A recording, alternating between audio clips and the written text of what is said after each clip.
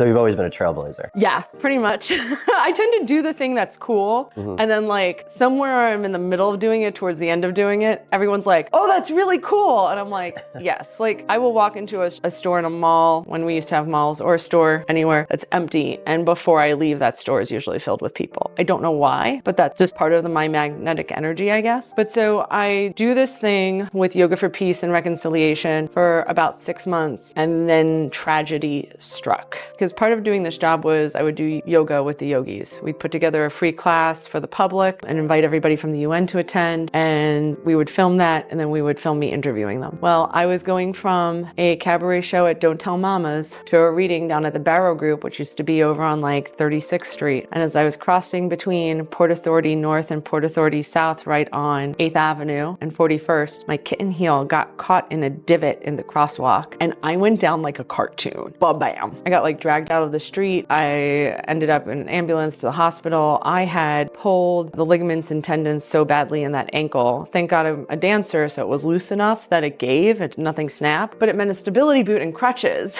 which meant no more yoga. No. Which meant no more yoga gig doing Yoga for Peace and Reconciliation. So it was, what am I going to do next? And I saw the Commercial Theater Institute was doing a course, which that year was so cute. I was applying for the 2012 course, so this was 2011, and they had said 14-week plus 2-week course in Broadway producing. That's what I thought was cute about it. Do you know what I mean? I was like, extra 2 weeks, yay, which I was actually real grateful for. But how they advertised it was just like, that's so cute and cool. So I applied, and it was really expensive. And I was talking to the person I was dating at the time. I was like, if I get into this, I have no way to pay for this. But they said they take less than a third of the people who apply. So I was like, well, it's a long shot if I get it. And then I guess if I get it, we'll figure out the money, because I have no idea how I would afford this. And so I'm sitting at my day job, and I get a call, and I pick it up, and it was Jed Bernstein, who was head of the Commercial Theater Institute, calling to tell me I had been accepted into the program. And not only had I been accepted, but I was named the Frederick B. Vogel Scholar of the Year. And I was going to be given a full ride scholarship to the program. And my name was going to be engraved in the Tiffany Glass Bowl with the previous scholarship winners that sits to this day in the conference room of the Broadway League. And I was so happy when I got off that phone call. I cried at my desk.